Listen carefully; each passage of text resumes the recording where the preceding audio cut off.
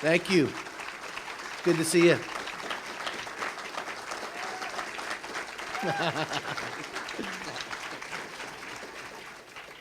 So Alan just said he doesn't know who's the dog and who's the pony. So woof, I guess, woof. So again, those of us who've seen us together, we've been together for over a decade now, working together, and I could not have a better partner in the legislature than Senator Bates. He usually lets me go first, and I kind of do the stream of consciousness, and then he comes back and cleans it up like a doctor should, and it makes it all make sense.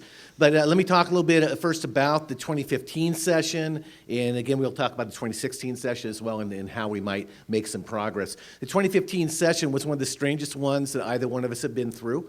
The resignation of the governor in the second month of the session really changed the dynamic, and the controversy around the former First Lady changed the dynamic as well. And that had an impact on environmental legislation and an impact on the session as a whole. And it's a part of the dynamic that we have to solve for our state in the 2016 session. It's crucial that we solve this dynamic that was created. Part of what happened in regard to environmental issues, and particularly in climate change issues, in 2009 we passed the Clean Fuels Act in the state of Oregon. And it had bipartisan support in 2009. And I take you back to that year of financial crisis and everything happening with the economy. But the legislature actually came together and in a bipartisan manner passed a clean fuels program and a transportation package in the same session. And the Clean Fuels Program basically reduces our carbon output from our transportation sector by 10% over 10 years. We made a mistake, I believe, looking back at it, by putting a sunset on the program. That's one way we tried to get some votes for it and make people feel better about it in 2009. We said we're going to sunset the program in 2016 if it doesn't look like it's going to be workable. And we gave the Department of Environmental Quality and ODOT and other agencies that much time from 2009 to 2016 to come up with what the rules around how the Clean Fuels Program would work. So all that work had been going on. In 2014, we made the effort to just lift the sunset and move forward because obviously it's a workable program. It's clearly been well thought out. It's been vetted. It's working in California and other states as well. This is something that worked for Oregon. It's the right thing to do. The scandal around the First Lady's involvement in clean energy programs in environmental programs and the desire to politicize that all of a sudden made the Clean Fuels Program the #1 target for the Republicans in the legislature and for the fossil fuel industry, obviously. The fossil fuel industry poured a tremendous amount of money and effort into seeing if they could block the extension of the Clean Fuels Program. They absolutely hate the Clean Fuels Program. They hate it with a passion because they see it's one more step towards the end of their dominance of the transportation sector. And they know that they can't last forever, but they're going to hang on for every last dollar they can possibly get. So the Clean Fuels Program became this huge controversy tied into the governor's resignation. So just to get the extension on the Clean Fuels Program took a tremendous effort from the legislature. And the Senate did a tremendous job. They led off with it, and they got it done. The House passed it. But once we got that passed, our ability to move on to even more expansive programs, and House Bill 3470 was our vehicle to try to move on, that avenue was blocked to us out of the fury of the fossil fuel industry and the anger of the Republicans as well over a transportation package for the state of Oregon, which we desperately need. And they basically came down and said, if you pass clean fuels, there'll be no more progress on environmental issues. There'll be no more progress on transportation issues. We will stop it. We'll obstruct it. And they were successful in doing so. And I think it was a frustration for both Bates and me that we weren't able. There was a way to get through, but unfortunately, we did not get the right people in the room to get it done. And my hope is in 2016 we can get it done. And I'm going to talk really briefly. I'm going to pass it over to Bates. I'm not doing a filibuster here, but. Bates helped get passed in 2013, and some of the local activists here were instrumental in getting passed a study on carbon tax for the state of Oregon. And this is one of those ones, just to tell the story briefly, that when all the advocates were coming to us in March of 2013 saying, we want to get a study of a carbon tax, my reaction was, oh, there's not a chance we're going to get this passed in this legislature. You're coming to us in March. This is not possible to do. Well, believe it or not, the advocacy was excellent. It was pervasive, effective, and the Senate, the people, I told the advocates, there's no way the Senate is going to pass this. At the end of the 2013 session, it was the Senate that came to the House and said, this is our #1 priority. We want this study on a carbon tax. So it got done. It'd be happily to send it through. It got strong support from both chambers. Governor was happy to sign it. And Portland State University ended up doing the study on the carbon tax and what the options are for the state of Oregon. So that's crucial in this discussion going forward because now the options are clear by an objective party as well, not by industry party, not by an environmental party, by Portland State University talking about what the options are. So one of the options is, I think there's a very strong agreement from everybody in the environmental side who's working on this. Is putting a price on carbon makes sense. We need to cap carbon. We're going to do it. We have to get it done. Really, the discussion comes down to what program? What program do you use? Do you follow what California's done with their kind of cap and trade program that New York is now joining in? Quebec has a program that California is partnering with. That seems to be a very viable way for us to go through. There's also a discussion of the cap and dividend program. British Columbia has the tax on carbon, just a straight tax on carbon. So those are the options we're looking at. 3470, though, I do think the renewed version has some legs in 2016. With that, I'll turn it over to my state senator.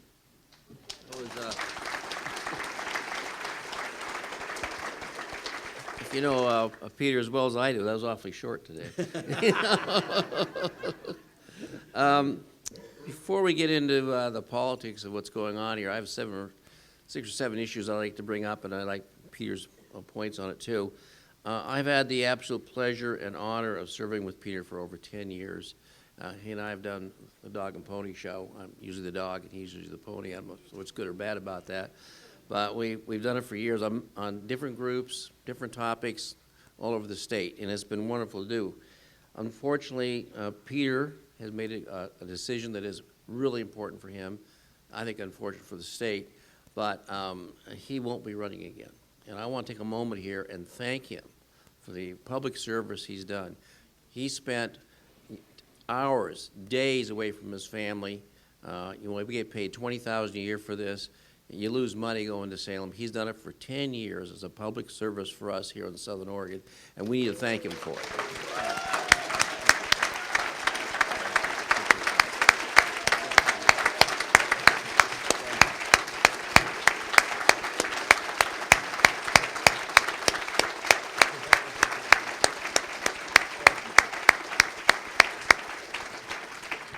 Actually, we make $22,000 a year. I just want to make clear that. Would you like to anoint somebody? Would you like to anoint somebody? No. So, Peter, thank you for that work, and I know you're going to continue to serve the public and work for all these issues you feel so strongly about, and probably shouldn't say this, but do I hear anything about a new president for SOU in 2 or 3 years? What do you think about that? So I'm going to follow up about what Peter was talking a little bit. What happened with the governor, Kitzhaber, leaving, and under the conditions he left, Peter's absolutely right. It just blew a hole through our environmental issues. We really weren't able to move anything forward. And the reason is this. What you really need to do next is put a transportation package through for the state of Oregon that is aimed at reducing carbon. And to do that, you're probably going to have to build some taxes into it. And to get taxes built into it, which is a dirty word for a lot of people and not for me, you have to have 36 votes in the House, and you have to have 18 in the Senate. We don't have 36 votes in the House.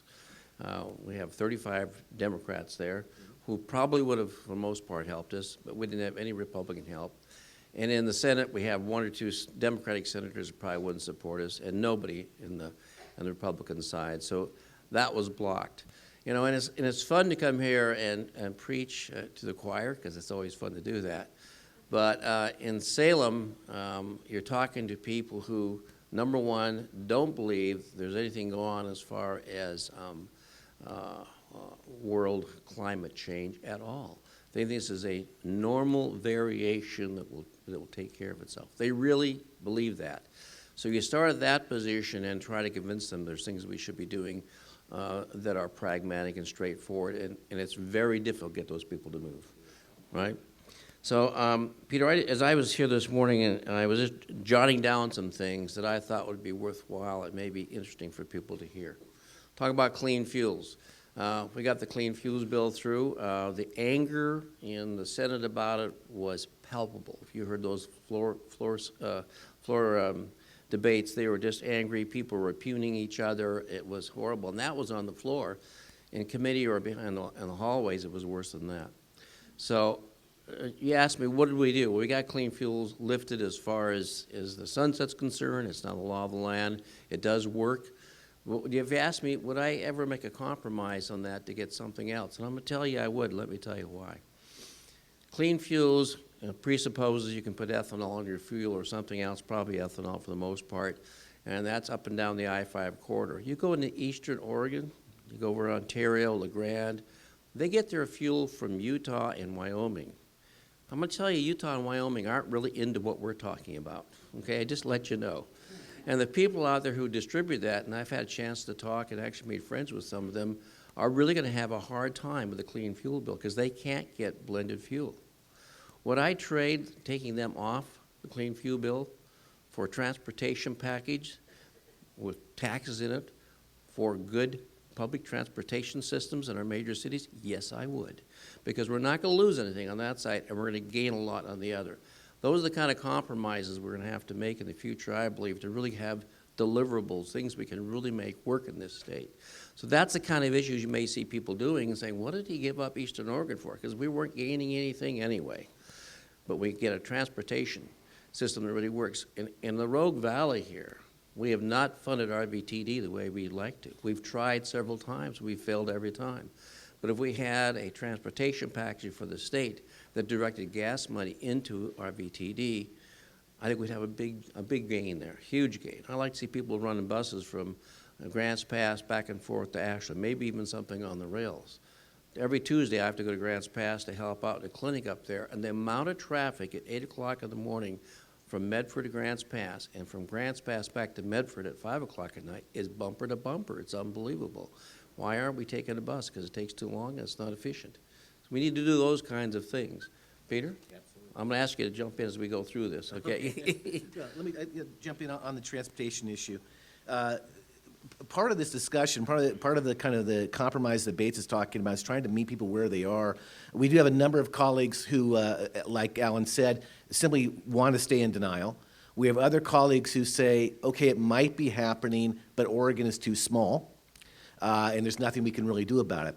Where there is common ground, besides trying to listen to the impact of a fuel blend in Eastern Oregon and how that might be balanced out, there's common ground in the investments that can be made through a CAP program in water infrastructure, like the WISE project here, but also vitally needed water projects in Eastern Oregon. The fact that the wildfires have hit so hard in Eastern Oregon has finally got some of my Republican colleagues to say, wow, we have to do something. So there is some common ground growing. Our problem is time.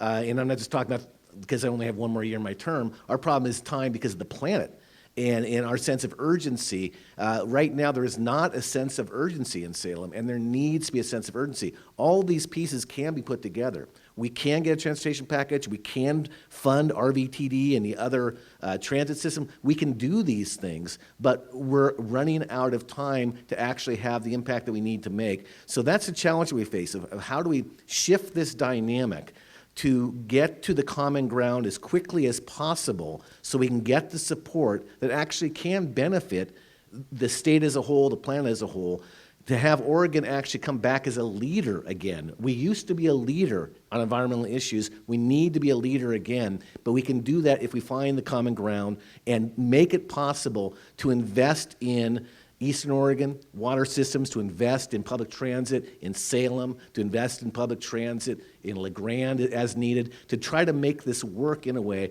that everybody around the state can see that it's the best way possible. It's not out of a sense of desperation, though I certainly feel part of that. It's out of a sense of need, urgency, and making a creative choice out of the pieces that are in play. Thanks, Peter. I couldn't agree more. I do think there is some urgency starting to build in the state finally. I think we're past the governor's resignation and we're into a new era here where we can have a new discussion and start the discussion again about environmental issues. And I think we'll see it in the next session. Now, the next session in 2016 is only 6 weeks. You've got about 5 or 10 days to move a bill out of committee, have a hearing, move it to committee, and move to the other side of the building. The likelihood of moving major, big-time issues is going to be difficult, although I think there's an opportunity for a transportation package that is designed not just to move people faster and easier, which it needs to do, but to reduce our carbon input. I think there's a real chance for that. I think we should push hard in that and a good chance for doing it. The other issue I think that needs to be, I'll say, fleshed out is where we're going in 17 about aligning with California. A program like BC has. Is it going to be a cap and trade? Is it going to be a dividend? That's going to be discussed very heavily in the Senate, at least, in Senator Edwards' committee, which is, he's from Eugene. He has a committee that is Ways and Means and Policy, both to a certain degree, in natural resources. He is leading the charge in that, wants to have that discussion. We really need to come out and have a single plan that we think is really going to work and the one we want to push for the state. The fact that we're now kind of split in the environmental community is not good. We have to hone that down, decide what our message is, so that when 17 comes, we can push that through. So it's going to be a very important session in 16 from the point of view of getting that information together and making the best decision we can. And you all need to be in that conversation. You need to come up to that committee and help us out and get us to a point that we're all on the same page working together, because if we go into this thing in 17 with different messages, we're not going to get there.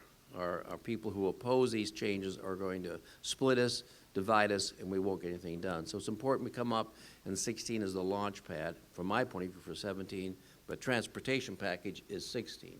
I'm going to disagree with Alan just a little bit. Just you know, we've had some famous disagreements over like district transfers and school and stuff, and we always enjoy that. But I'm going to disagree slightly in that I do believe that 16 there's a potential, and it's a little bit like kind of running the table though. But as Mayor Piercy, I believe, talked about this morning, the bill that Senator Edwards is bringing forward.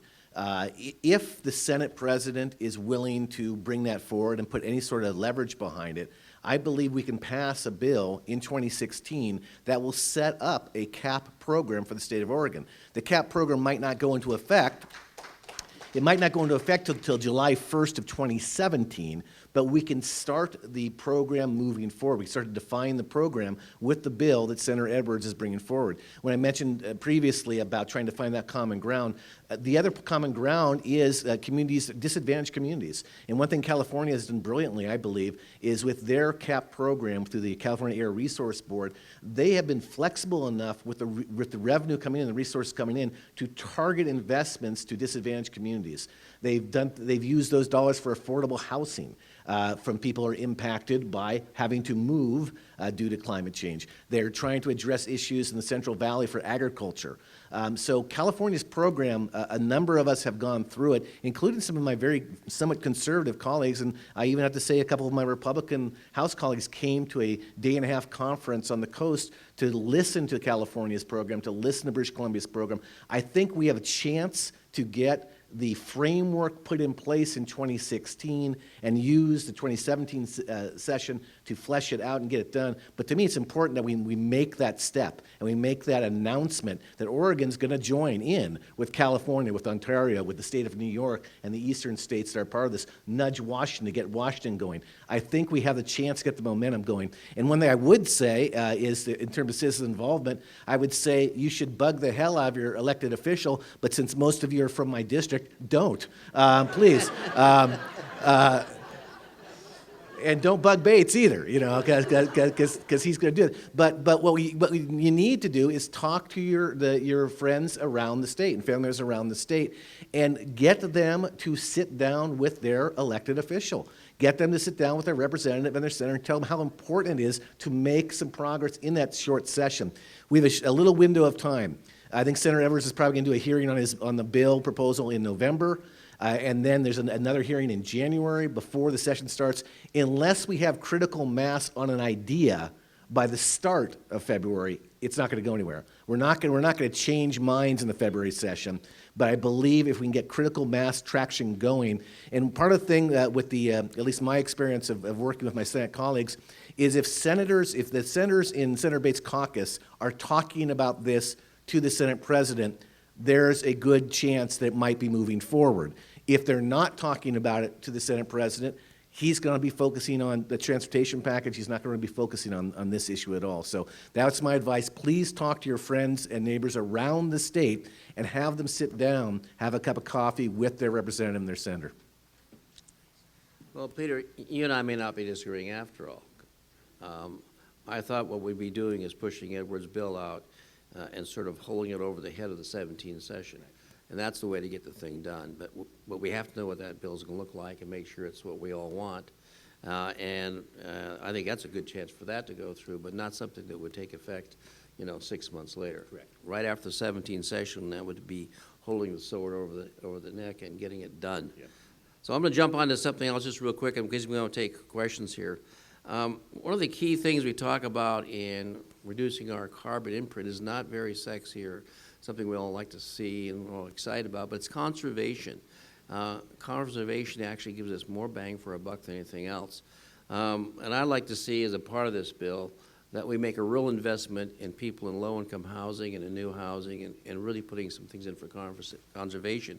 What you'll find is a lot of people in the upper middle class or middle class can afford to put new windows in. They can afford to put new HVAC systems, and they can afford to increase their installation. And they're talking about putting in things for solar and hot water. But the vast majority of people, I will not be the vast, but a large majority of people can't afford those things. And we need to have programs that will reinvest these savings into those programs because that's where the real savings are. Yeah. And I think you'd probably agree with that, right? Yeah. Yeah. Well, that's one thing about California's program. Again, I keep going back on it, and sometimes people say, but we're not California, and we're not. We're not California. But when there are good ideas, I think we should look at them.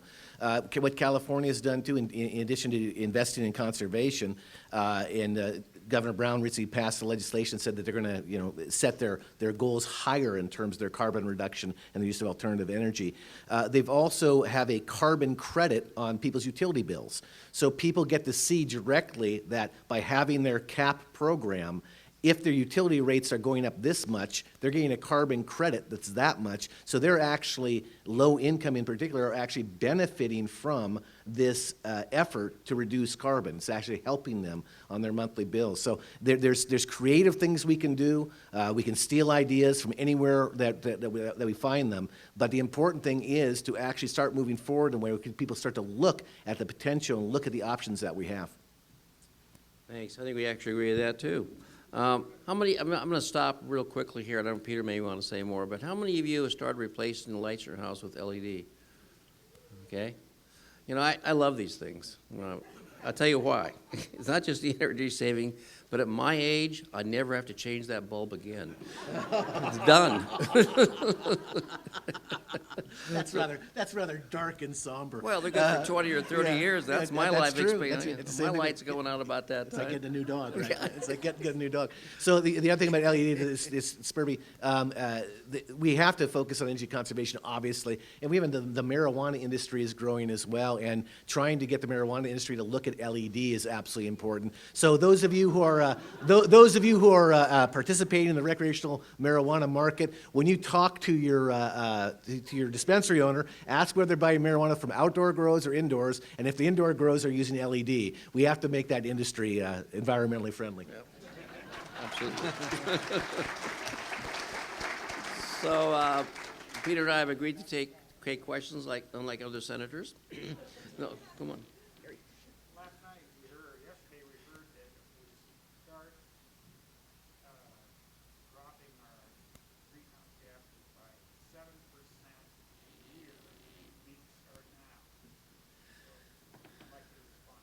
So Gary said that last night that the discussion was having the need to drop by 7% our greenhouse gas output by 7% a year, starting now. And another issue that we're running up against is that when that information was delivered to that conference I was at, some of my colleagues threw up their hands and said, "You mean even if we start now and do that good of a job, we're not going to have a major impact on this until 2040, which was kind of like the idea that's been presented?" And the answer is yes. I mean, we have to start now if we're going to have an impact down the road. And that's a hard thing to be able to get their heads around. A lot of folks in our profession, they look to the next election, look for the next 2 years. Trying to ask someone to look 15 years, 20 years down the line is really important.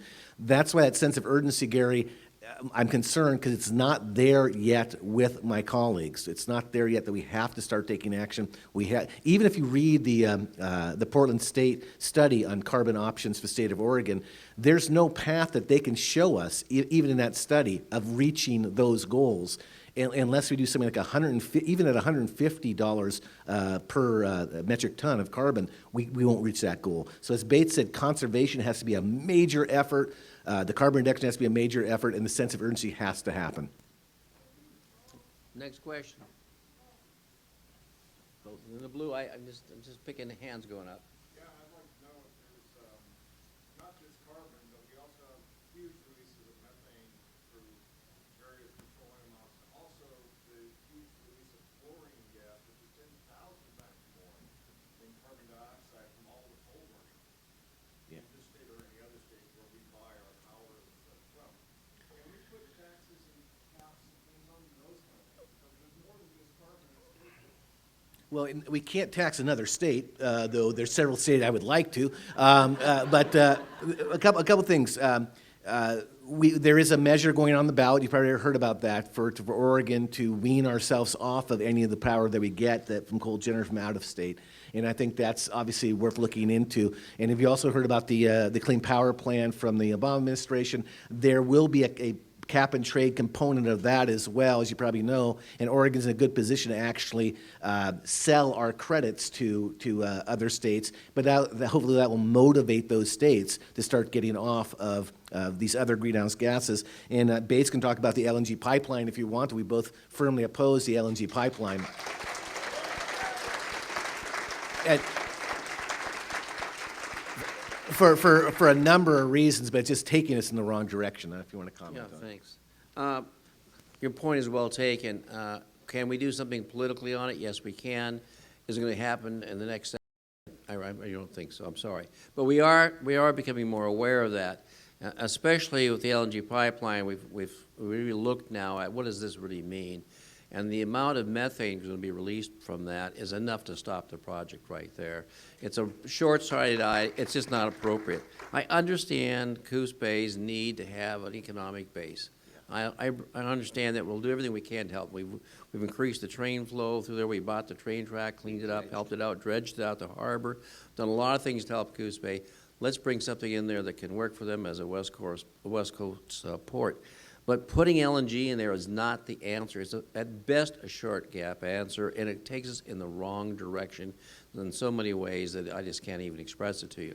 It's interesting that nobody else wants it in the West Coast, and they're going to try to run through one of the most pristine areas in the world because there's not a lot of us here, and they think they can get away with it. And that's basically what it is. I'm going to assert a little moderator authority here. I have a question, what I'll get to in a second. I totally agree with Senator Bates. It's tremendously important to have unanimity. And I just wanted to point out 14 of the 15 climate activist organizations in Oregon are behind 3470. But I do have a question.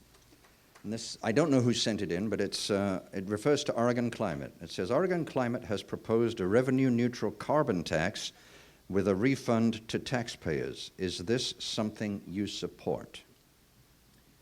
Well, again, I'll go back to the Portland State study. I support a tax on carbon, number one. But number two, the Oregon State study, I think, was pretty clear in terms of the economic benefit of a trade program versus a dividend. The trade program does have a more substantial economic benefit to the state of Oregon, and it gives us the opportunity to directly address disadvantaged communities. So I support the cap and trade idea, similar to California's program, similar to Quebec, similar to what New York's going to start, similar to what China's going to start. That seems to be the way that things are going. There's the argument that's made about dividend is that dividend will get more popular support. The polling doesn't show that dividend gets more popular support. Actually, the polling that we've done shows that people are much more interested in investing a carbon tax revenue in alternative energy, in conservation, and in mitigating the impacts of climate change where they're hitting the hardest.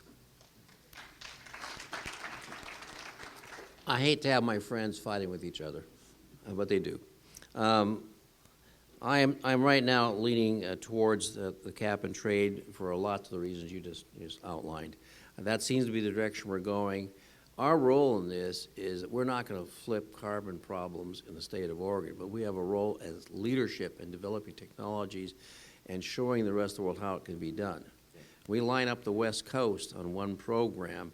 Now we're talking 50, 60 million people, maybe a little more, aligned in this program. That can spread across the United States and into other countries. And I think that's the biggest push I feel for it right there. It does all the things we want to do. I think both programs would work.